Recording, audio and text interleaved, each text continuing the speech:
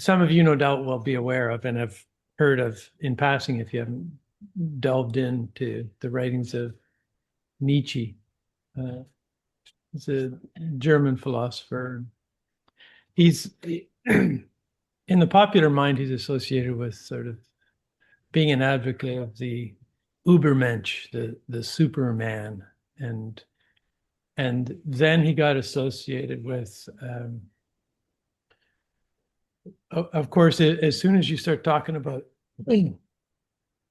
the emergence of the uh, super superman or superhuman being, um, and if you're German, then the associations with Nazism, obviously, like, and to what extent that informed Hitler, is an open question. But in my reading of him, he had no time for national estates. He thought that was the lowest form of humanity, that of humans who identified with political parties and political states. So that's not what he was on about. But uh, he was onto this notion of that we have yet to realize our full potential as human beings. And he thought that culture, the point of culture was to create the conditions for the emergence of what he called the true philosopher.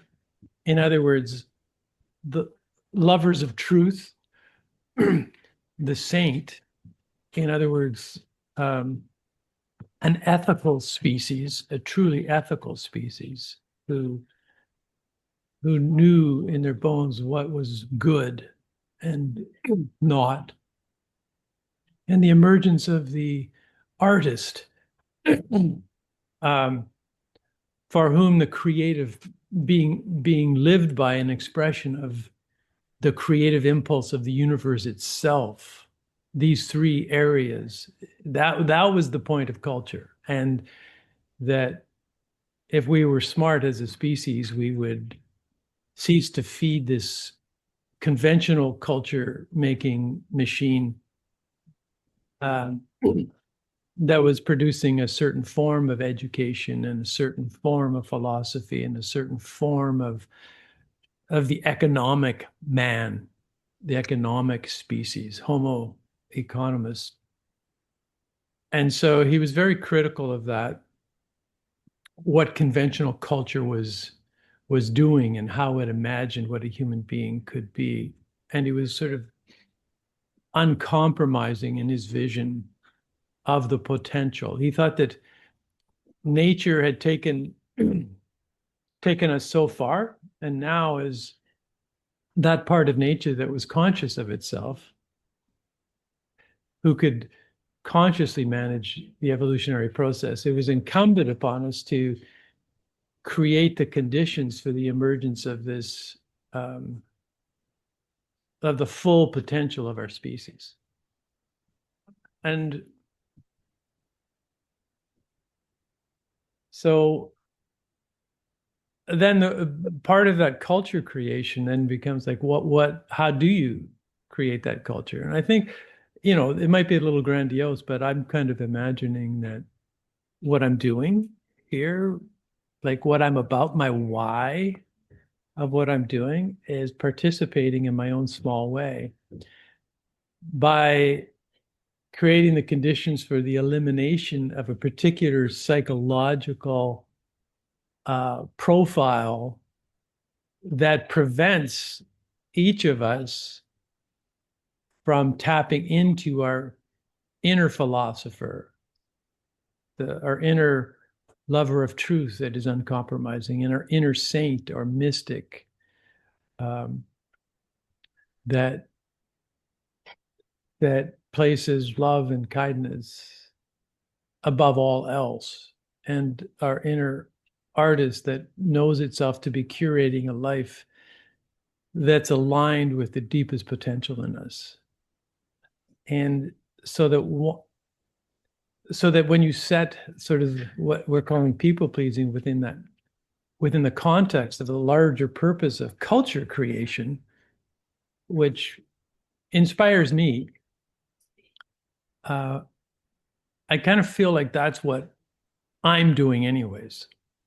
Like that's my little piece in that, uh, clearing away all that's getting in the way of that for us.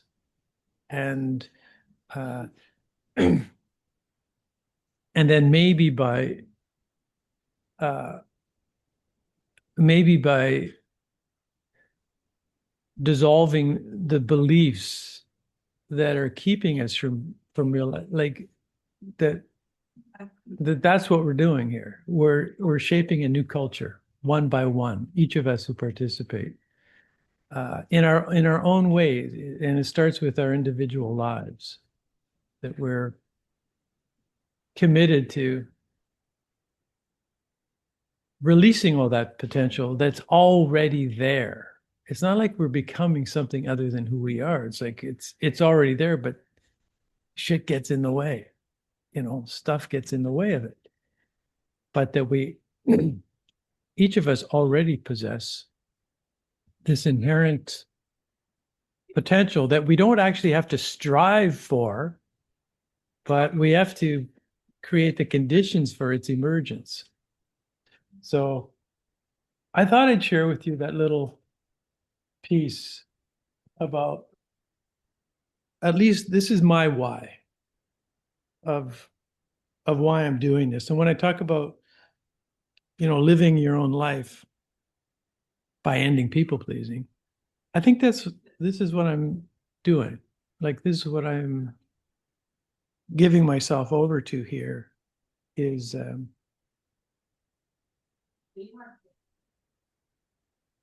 in my own little way, creating the conditions for each of us to realize our full potential.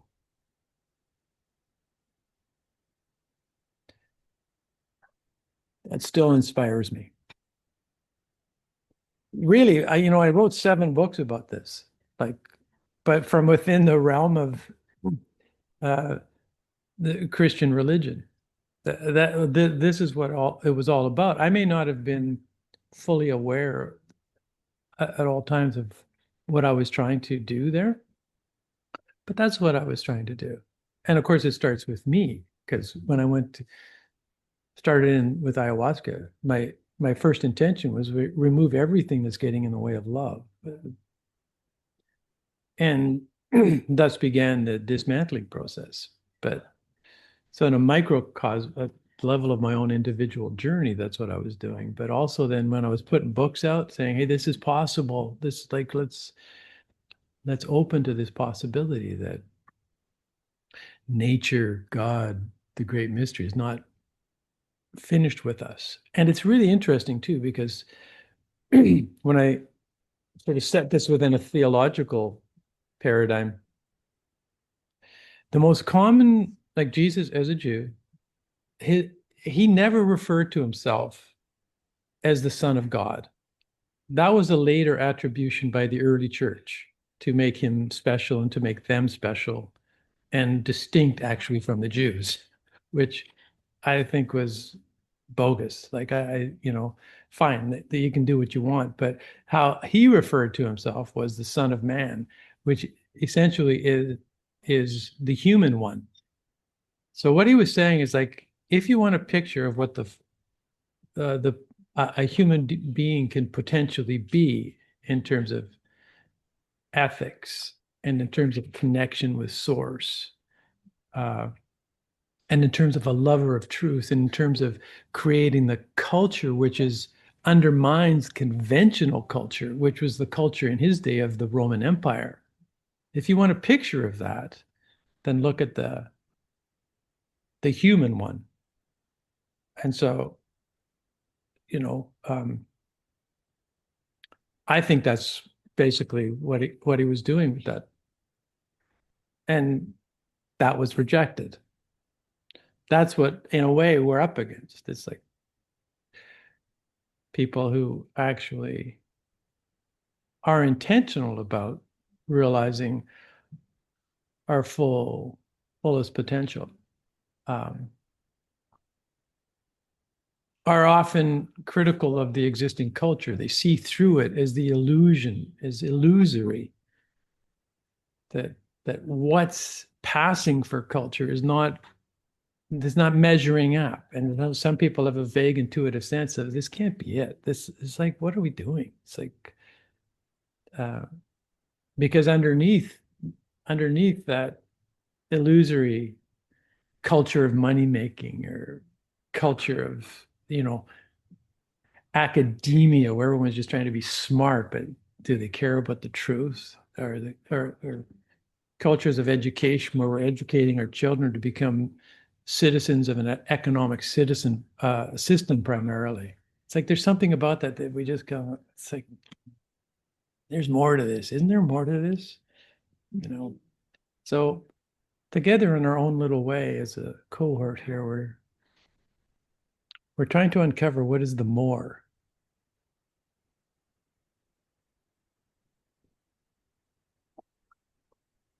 And how do each of us participate consciously in the emergence of our fullest potential, and what's getting in the way? And the basis of the course is what's getting in the way is that we don't feel like we're legitimate.